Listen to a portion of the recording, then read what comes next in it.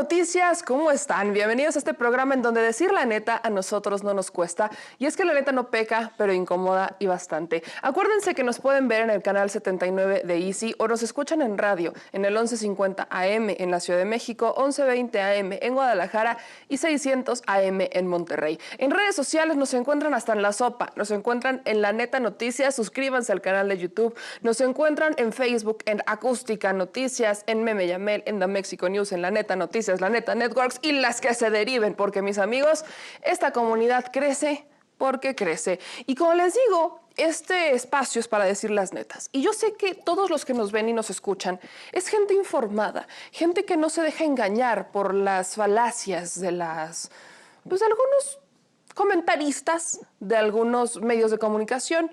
Y solo para dejarlo muy claro, lo que ocurrió y está ocurriendo en estos días, en estos momentos, más bien desde ayer en la noche, es algo que en este espacio les dijimos. ¿Se acuerdan que les dijimos desde hace varias semanas que si ustedes salían el Día del Niño y salían el Día de las Madres, íbamos a ver un incremento importante en las cifras para principios de junio? Sí se acuerdan, ¿verdad? Bueno, pues es lo que pasó. Porque ya hay algunos medios diciendo que como ayer tuvimos más de 1000 muertes es porque se murieron ayer y es porque el gobierno decidió abrir las puertas a la economía. Y no amigos, no fue así.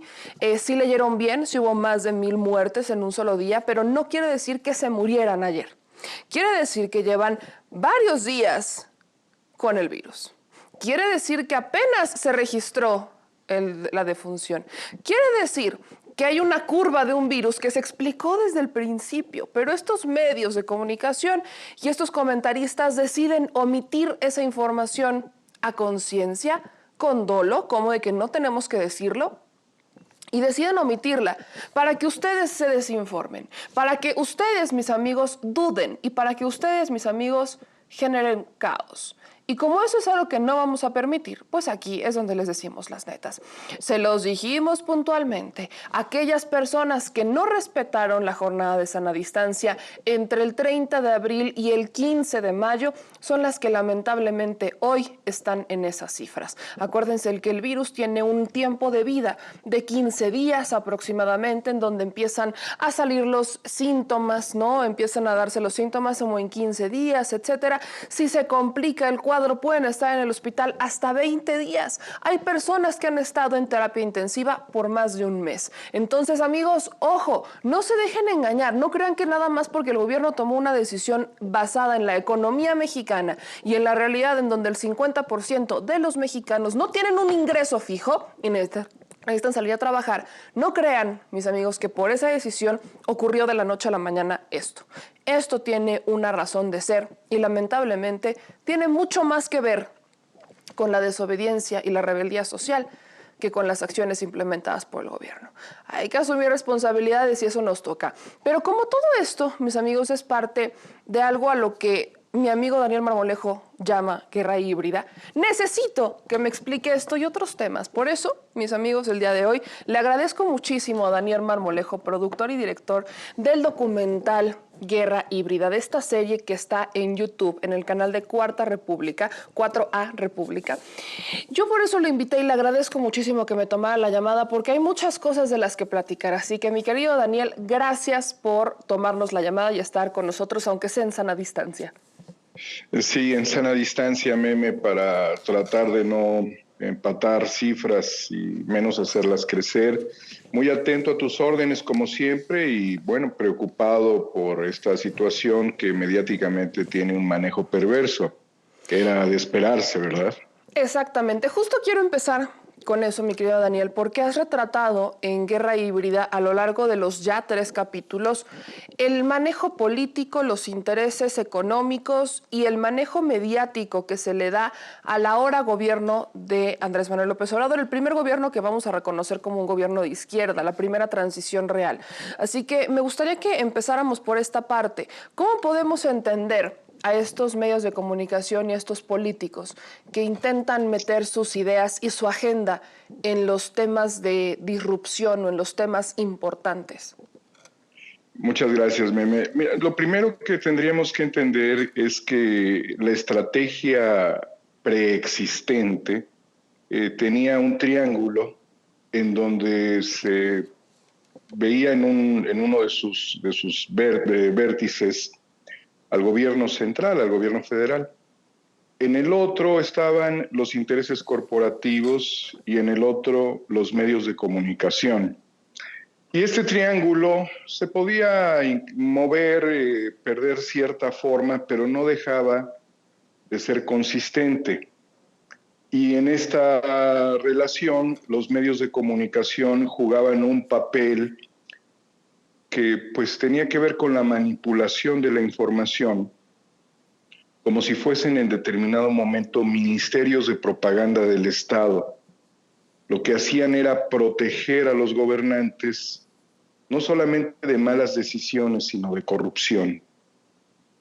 Cuando sucede el cambio de gobierno en el año 2018, con una elección muy fuerte que convierte a Andrés Manuel López Obrador en un presidente con una cantidad de votos extraordinaria por el hartazgo de ese triángulo que venía dañando al país y a la sociedad, los medios de comunicación y las empresas, las corporaciones, se alinean, pero les hacía falta el gobierno.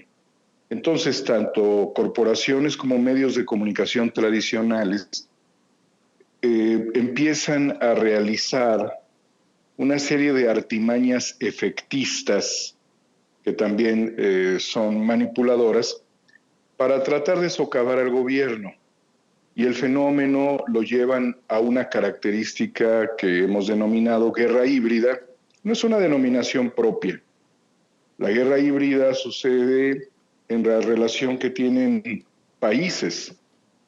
En el caso Ucrania, Rusia, Pakistán, India, y también en muchas fenomenologías de las élites locales, como en el caso, por ejemplo, de Brasil o Argentina, en donde se han promovido los llamados lawfare o estas guerras legales contra presidentes y expresidentes para socavar sobre todo el proyecto progresista. La guerra híbrida estaría empleando estrategias no convencionales.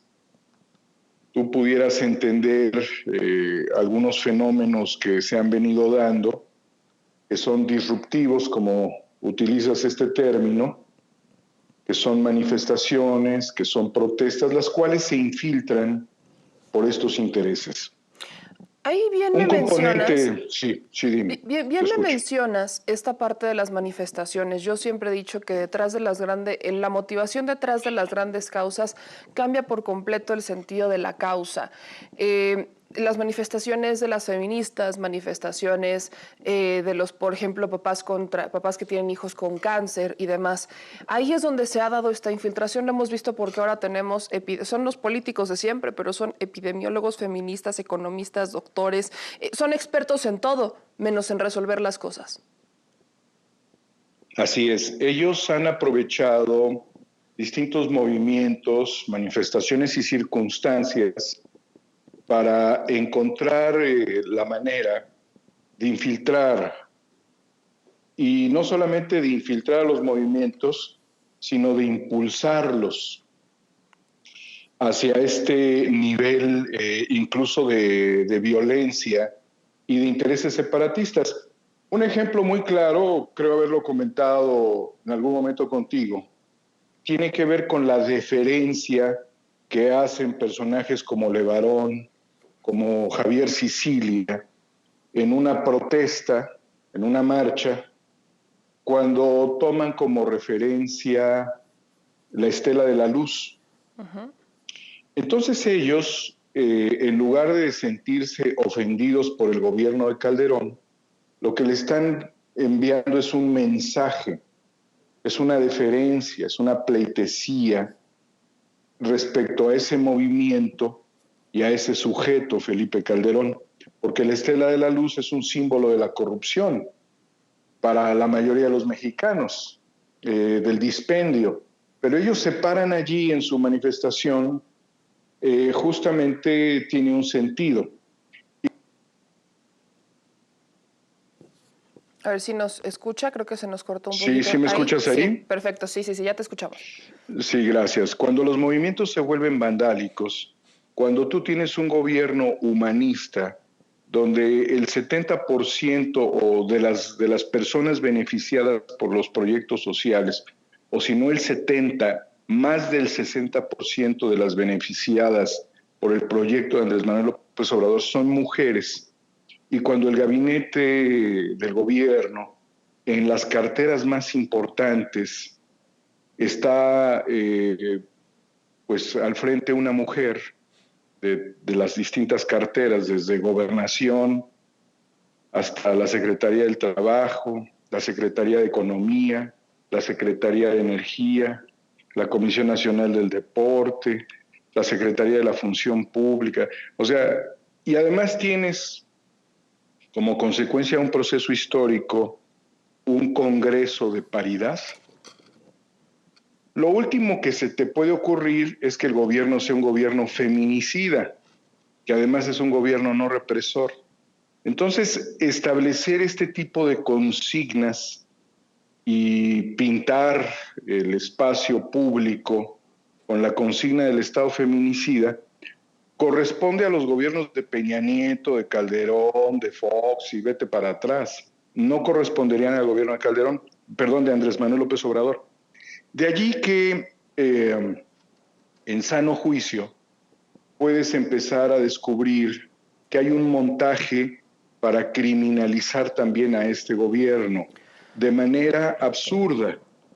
No significa que muchas de las obligaciones que tiene que desarrollar un gobierno se hayan resuelto todavía de manera satisfactoria, pero lo que sí significa es que tratan de hacer una comparación para tratar de empatar de manera ficticia la desaprobación que tienen los gobiernos anteriores y traspasar esa desaprobación al gobierno actual en esta estrategia, la cual también tiene características de separatismos.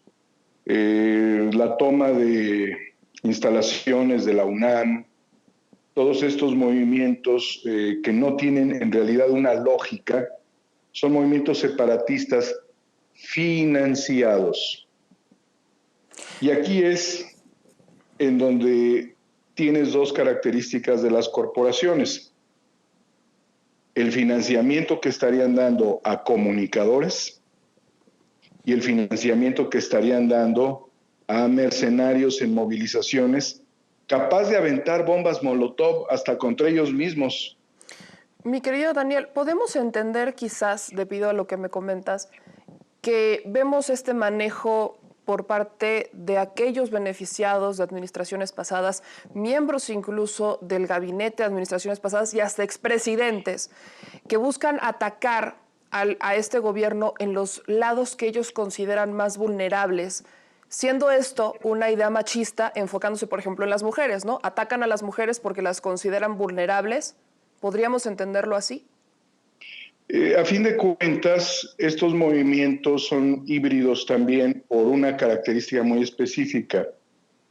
Son circunstanciales. Aunque haya una corriente, la intención que ellos pretenden es bastante circunstancial y te voy a decir por qué.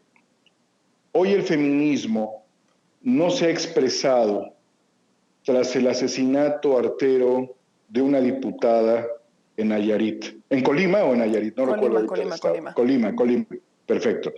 No se ha dado una manifestación en ese sentido. Igualmente, cuando ocurrió el tema de una niña sustraída que también padeció y es parte de esas cifras tristes de México, tienes pues la participación de periodistas como Hans Salazar, quien le expresa al presidente pues su dolor como ser humano y le pide justicia. Y no hubieron feministas en ese momento. O sea, no logran ni siquiera darle continuidad. Y cuando yo entrevisto a las feministas pidiéndoles un manifiesto, las líneas de acción de su movimiento, no lo tienen. ¿A qué va esto? A que no son manifestaciones que tengan esa fecundidad o fertilidad de un proceso histórico, sino que van y se cortan y luego se arman de otras cosas. Por eso, también son fenomenologías híbridas.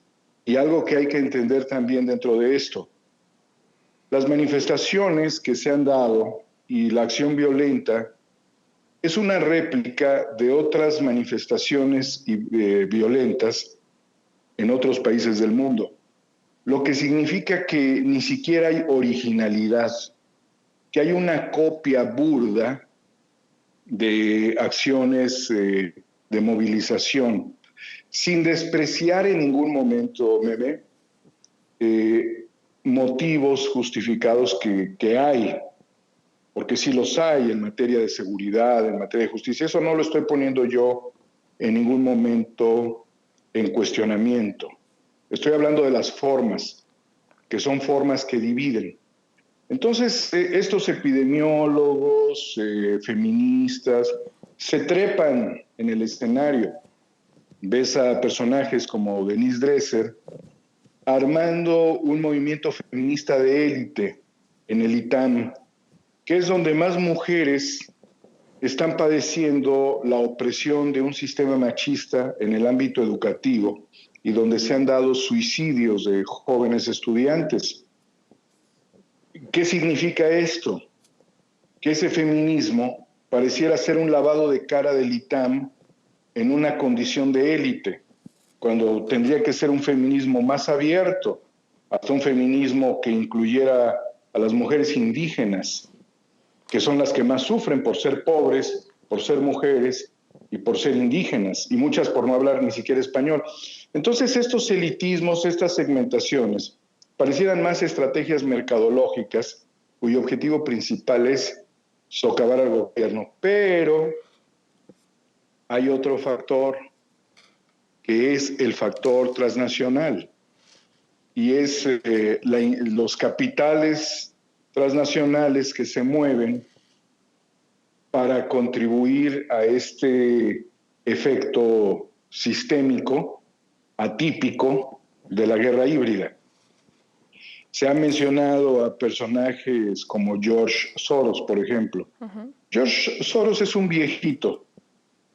Quizás George Soros está durmiendo, como diría un amigo nuestro, a estas horas. O sea, George Soros está más preocupado por vivir al día siguiente que por patrocinar la marcha feminista o por verificar las cuentas de Open Society y de subsidiarios, ¿no? Artículo 19 y demás, y periodistas también. Yo creo que no es él, pero sí es él quien establece estos ejes, o los ha venido estableciendo, y son sus organizaciones. Pensar en Soros no como un sujeto, sino como una organización que estaría así realizando este tipo de operaciones.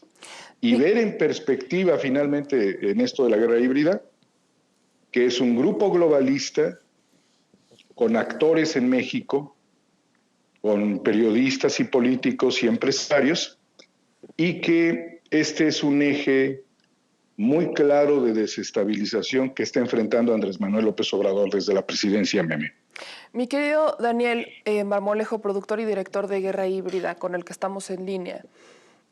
El día de hoy, el presidente Andrés Manuel, y lo digo hoy porque fueron reiteradas ocasiones, pero lo ha hecho prácticamente en todas las conferencias de prensa, retoma las noticias falsas que ha difundido el Reforma. Es con lo que empezaba yo incluso este noticiero, diciéndole a la gente, no crean estas publicaciones en donde dicen ya más de 1000 muertos en un día y lo quieren remitir directamente a la estrategia de la nueva normalidad, sino que esto viene por una razón y se había avisado que mucha gente se desinforma, pues ese es su rollo. Pero la retoma esto Felipe Calderón, el expresidente lo retoma y en un tuit pone: aquí la acusación a Reforma, quien miente es el presidente López Obrador y no es capaz de reconocer su error. La soberbia lo ciega. Y me parece un tuit en donde, pues sí tengo que decirlo, el burro hablando de orejas. Un expresidente, Felipe Calderón, incapaz de reconocer sus errores al frente de su administración, que es algo que está ocurriendo al margen del COVID. Es algo que al margen del COVID se está señalando, se está criticando.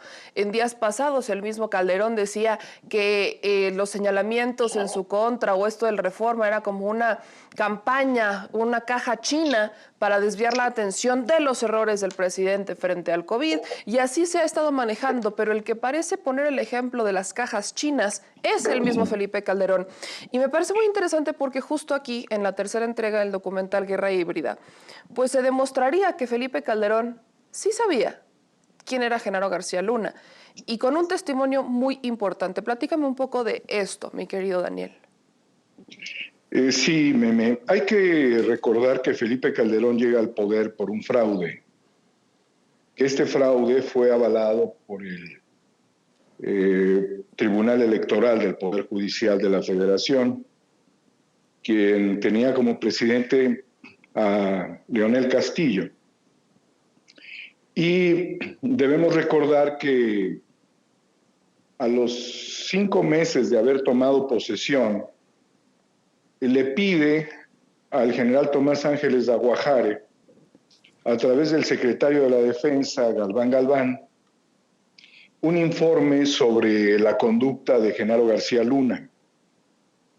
De acuerdo a Guerra Híbrida, capítulo 3, en la entrevista al general, hace referencia a que este habría sido una pieza movida por Juan Camilo Mourinho.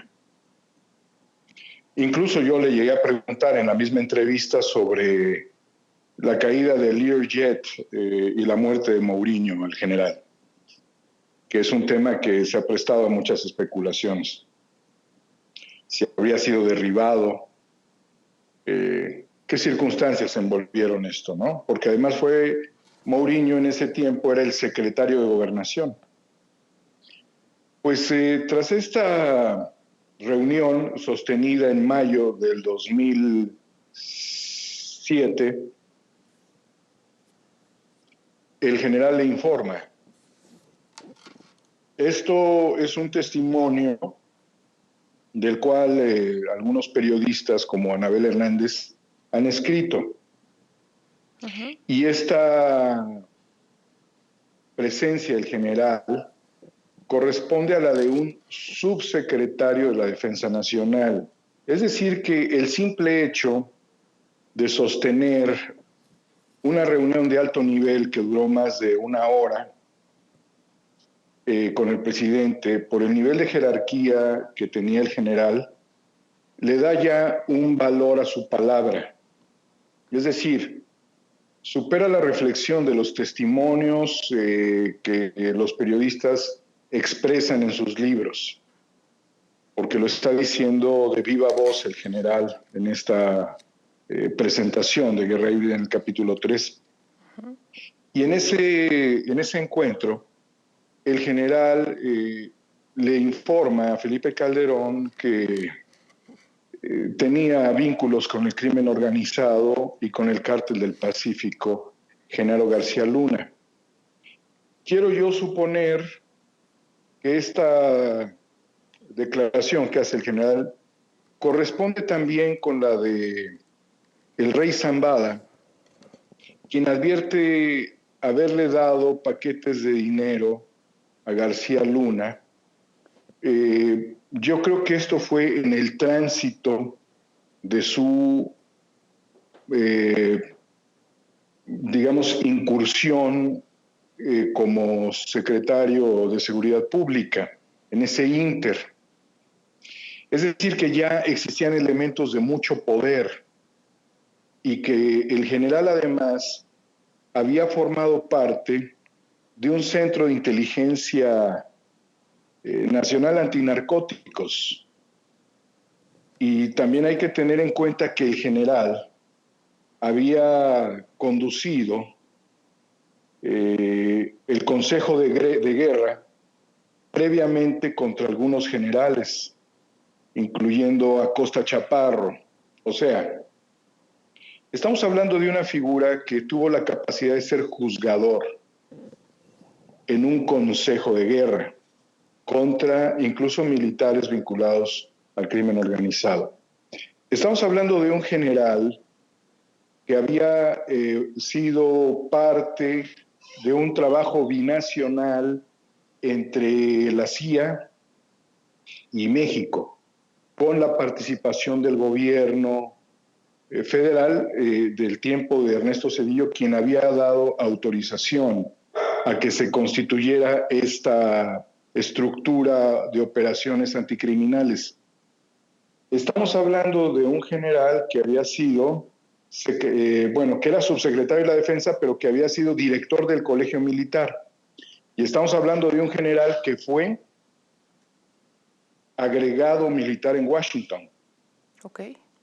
Es decir, el que una figura de este nivel se pare frente a un presidente, un general de división, con toda esta experiencia, le da la confianza a un presidente para que sus comentarios, sus criterios, sus investigaciones, y lo que el general dice es mi verdad, y en donde además asume que no le va a mentir, tenga una trascendencia fundamental para haber removido de su cargo en ese momento a Genaro García Luna, quien antes de esto había hecho ya una serie de montajes, había confeccionado una serie de estrategias desde el orden policial, de investigaciones, en el CISEN, en la AFI, que lo ponían literalmente en una posición cuestionable, porque esas actividades regularmente van manchando a los funcionarios, y más aún en esos gobiernos donde había elementos para cuestionar a las autoridades en esos cargos. Wow.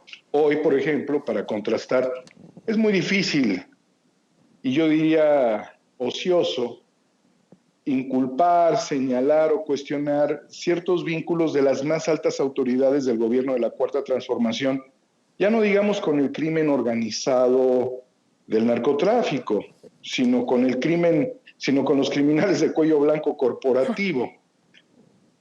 Pero en ese tiempo no, Meme. O sea que esta reflexión del general tiene el mayor peso histórico de su momento. Mi querido Daniel, gracias por esta entrevista. Y te lo agradezco de todo corazón porque sé que a la audiencia le va a gustar y yo les pido que vayan a tu canal de YouTube Cuarta República a ver este documental porque esto que nos dices es nada más tantito de lo que van a encontrar ahí. Insisto, muchas gracias. Estoy a tus órdenes, como siempre, Meme. Un saludo a tu audiencia y felicidades a ti por tu trabajo. Muchas gracias.